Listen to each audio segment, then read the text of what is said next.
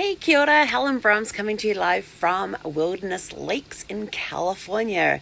It has been an exciting day here today because today in the mail I got the title for Sparkles. So it's now all official. Sparkles is mine. I even got the sticker to go on the registration plate, which hasn't arrived yet, but it should be here in the next couple of weeks. So that is super, super exciting. So lots of fun stuff happening. I feel more legal now because I actually have the title.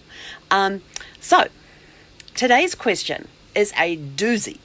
I've had several questions coming in over different topics which are all related to this one question. So we're actually going to be covering a few questions that have come in over the past few days with this one question. And that one question is, what is the passenger or ticket contract that we sign for cruise lines? Do I need to know it? Is it important? So Ridge, thank you very much for that question. And the answer is yes, it is important. Read it. That's basically the answer. But it covers a lot of questions that we've had. Like one of the questions I've had come in is mandatory. Is the safety drill mandatory? Yes. What happens if you don't do the safety drill? They will kick you off the ship. And it is stated there in the passenger contract. I'm going to use passenger contract, but it could be ticket contract as well, depending on which cruise line you're in, as to whether it's a passenger contract or a ticket contract. So I'm going to use passenger, so I'll be using them interchangeably. So in the contract that you sign when you are doing your online check-in, it has that little box that you check that's like a terms and conditions thing. Please go in and just have a quick read through, because so many times we get clients who get upset or annoyed because the cruise line did something, and I'm just like, it's written in the passenger contract. Didn't you read that? And they're like, no. So well, you can't blame, you can't. I can't remember what the saying is. So mandatory safety drills are important, and they are required. That is why they are mandatory. And if you don't do them, they will find you and they have the right to kick you off the ship. They also another one question I had was about pregnancy. If you're pregnant, can you take a cruise? Yes, you can, as long as you have a doctor's note and you are not entering the 24th week of your pregnancy. Once you hit that 24-week mark, you cannot get on a cruise ship. I've had this question come up a lot, especially on young couples who are planning on starting a family and all of that. So they want to know, they're looking at booking a cruise, but she could be pregnant at the time when they take the cruise. What's the thing about pregnancy? So it is, make sure you have a note from your doctor to state that you are fit to travel and it's okay for you to travel, and make sure that you are not entering your 24th week of pregnancy while you're on the cruise, because if you are, they will deny you boarding. And they can deny you boarding for not having the letter to state that you're okay to travel. And I guess they're just protecting themselves against people who have high-risk pregnancies as well. Let's see what else is on there. Another one that comes through. The cruise line changes the itinerary on me. What's my recourse? Absolutely nothing. It's basically what it is. Cruise lines have to change itineraries for a number of reasons. It could be the weather. It could be unsafe conditions in the country that they're traveling to. It could be, like recently, the government came down and suddenly, when was it? It was last week? Yeah, it was like on the 4th or the 5th of June, the government announced that the people-to-people program, which all the cruise lines sailed to Cuba under, had now been cancelled. You could no longer sail to Cuba underneath those conditions. So all the cruise lines have been scrambling to, they had to change itineraries for ships that were currently on their way to Cuba. They had to change itineraries for ships that were about to leave for Cuba. They had to they basically had to go and change all of their Cuba itineraries to no longer include Cuba and find other sailings for them. It was a mess. Fortunately, I didn't have anybody on any ship at the time, nor did I have anybody booked on a Cuba cruise, but I have people who are thinking of going to Cuba who now can't go. But that's one reason they can change the itinerary. And it states there in the passenger contract they have the right to do this. And it could be weather, hurricane season. Oh my gosh, in the September's the busiest month for hurricanes in the Caribbean, even though the hurricane season goes from May through November. If there is a hurricane that's going to be hitting one of the ports of call you're going to be in, they will change the itinerary to avoid it. They will change their itinerary to go around the weather patterns and that sort of stuff as well. It could be like all those hurricanes that came through, was it 2 years ago? They had the major one that came through the Caribbean and stuff. They had to change their itineraries because they couldn't go into ports because of the damage that had been done to the ports from the hurricanes. So yes, they can change their itineraries, and they can do it. You can be on board the ship and the itinerary gets changed while you're on board the ship. And there's really no recourse that you have, because it states in the contract that they are allowed to do that. Right to refuse boarding. Yes, they have the right to refuse boarding. If you are under the influence, it could be under the influence of alcohol, under the influence of drugs. If you could present a danger to those on board the ship, they can refuse you boarding. If you are sick, they can refuse you boarding. They'll make you see the ship's doctor and all of that sort of stuff while you're portside, and they can refuse you boarding the ship as well. They can also, if you are causing too much of a disturbance in line, getting agitated with those at check-in and all of that sort of stuff, and showing threatening behaviour, they can deny you boarding based on your behaviour there as well. They can deny you boarding if you do not have the proper travel documentation with you. So this is one reason why you have to make sure your passports are up to date. And how to make sure your passports are up to date: look at the validation date, the expiration date in your passport. If it has less than 6 months till it expires, get it renewed, and get it renewed now. There was an article that came out 2 or 3 days ago that stated that the State Department has issued a thing saying it is now going to take longer for passports to be issued. So instead of being 6 to 8 weeks, instead of being 4 to 6 weeks, it's now going to be 6 to 8 weeks to get passports issued.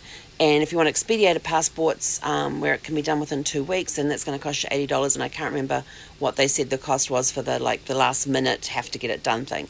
So pull your passports out today. This is your homework. Pull your passports out today.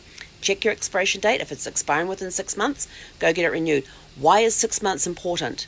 This is not determined by the Department of State. This is determined by the countries you are traveling to and the cruise lines. The cruise lines want 6 months validation on the passports, because some of the countries you are traveling to have stated if you're coming to our country, you have to have 6 months validation from the date of return or from the date that you arrive on your passport. Some countries have a month, some countries have 3 months, but most of the countries around the world and all of the cruise lines are 6 months. So if your documentation is not in order, they can deny you boarding. If your name doesn't match what's on the reservation, they can deny you boarding. So make sure, so this is why it's important when you get that documentation from your travel professional, is to make sure that the information is correct. And what I have started doing now for a while with my clients is actually asking for a copy of the photo page in their passport. Have them send that to me. That way I'm checking the expiration date. I'm making sure that the name that we have on the reservation is correct according to the passport, making sure that those things all match up. It's just an extra step that we're putting in there for our clients, so that they don't have any hassles when they get to the airport. They don't have any hassles when they get to the cruise. And if there's a mistake in the name at that point, that's on me, not on them. So it's kind of taking a little more responsibility, but hey, it's a service we're providing to the client. Can they change my staterooms? Absolutely.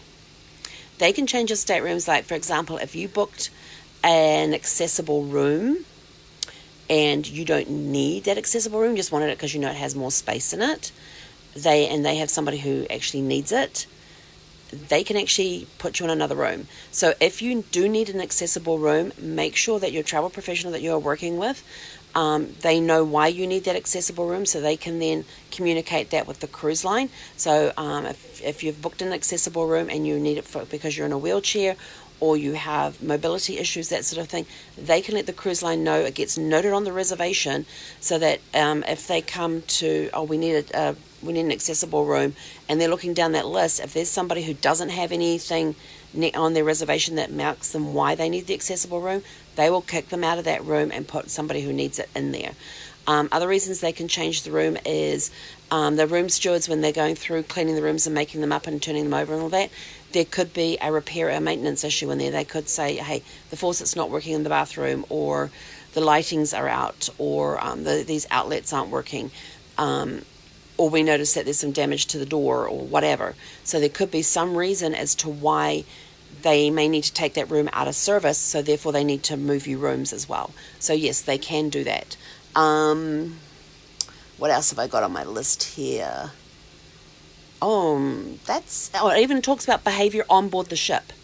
So you hear about these people who fall off cruise lines and off cruise ships, and I'm like, how the hell do they fall off cruise ships?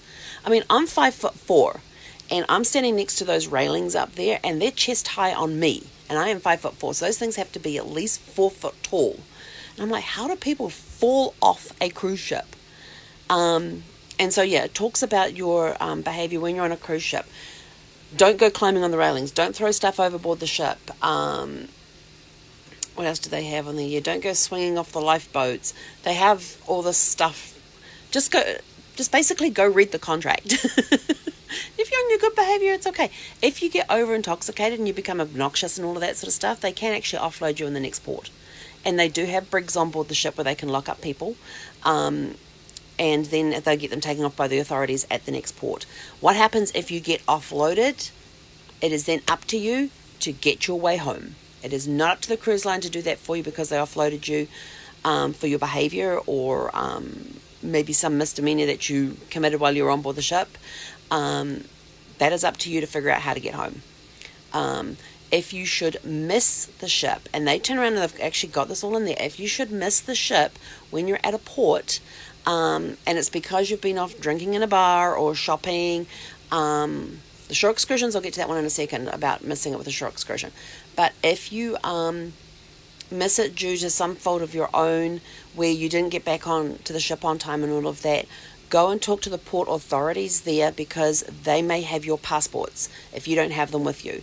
A lot of times, if you are not on the ship and they're constantly calling people's names, and you know this, you've heard it, if you've been on a cruise ship, they're saying, will this person please contact guest services, will this person please, and you always know that they haven't clocked back in, their card has not been swiped coming back on the ship. So they may be on the ship and for some reason their card didn't register when they came back on the ship, your little sea pass, that's your room key, or the reason that they're not showing as being on there is because they haven't got back on the ship. So they are constantly, and you've heard this when you're on a cruise ship, they're calling people's names repeatedly.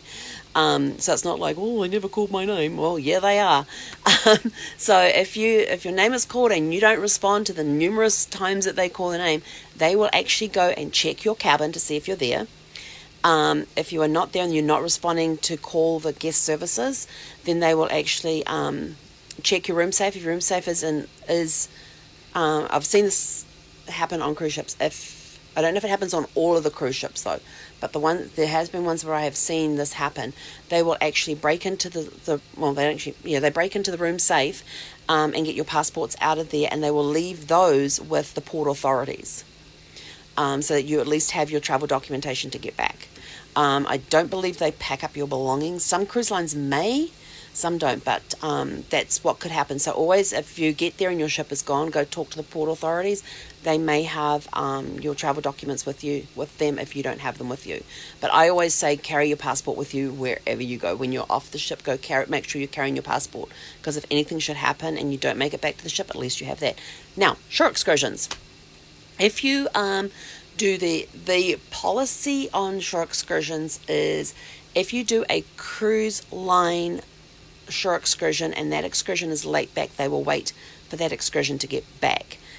If you are with a third-party company that you booked your shore excursion through, they may not wait.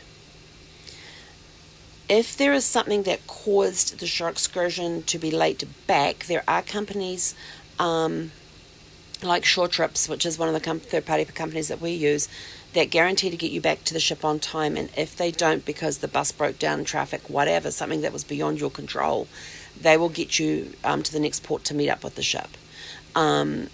If you're on just one of those ones from the harbour side things, you might find your passport at the authorities there at the harbour. So make sure that when you are doing these, that you know what time you need to be back on. And remember, some of the cruise lines, as they go through time zones, will tell you, move your clock forward, move your watch forward, back, whatever. Oh, and they may, and in some ports, they may not change to the local time, but they will tell you need to be back on board at 4 p.m. ship time. Local time is this. You need to be back on board at ship time. And it could be that ship time is an hour earlier than local time. So if you're meant to be back on board at 4 p.m. ship time, then that's 3 p.m. local time. So you've got to make sure that you know what that is and set reminders on your cell phones or something to go off to remind you to get back to the ship, to make sure you've got enough time to get back there. Let's see. Oh, covering lots of questions. That's it.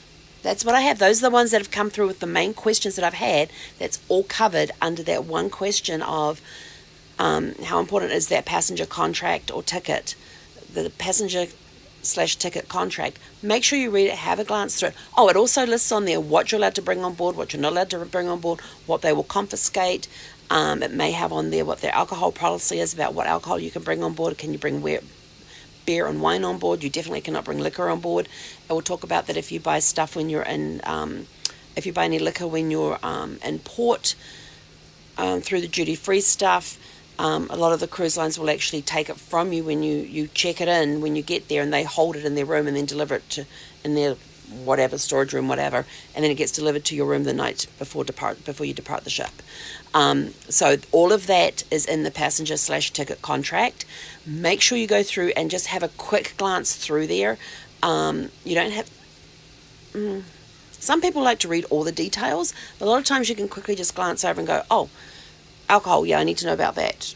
Or you might go through and say, oh, I'm pregnant, and what's their policy on that? Or, oh, I've been sick the last couple of days, what's their policy? So you can go through it and you're fully aware, because when you get there, if they turn around and say, well, we're not done, and you get all up in arms and everything else, and it's like, it's in the contract.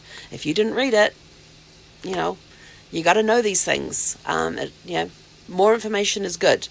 So that is my answer to my question. So, Ridge, thank you for the question on the passenger contract. Thank you to everybody else who gave me the smaller questions about mandatory drills, behavior on board pregnancy, right to change the itinerary, right to refuse boarding, travel documentation, and changing staterooms. So thank you all to those, and I can't remember, I should have written down everybody's names. I'm sorry, my apologies.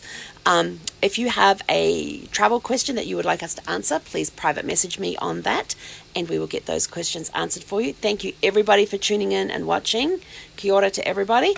Have a super fantastic sparkling evening, and we will catch you tomorrow.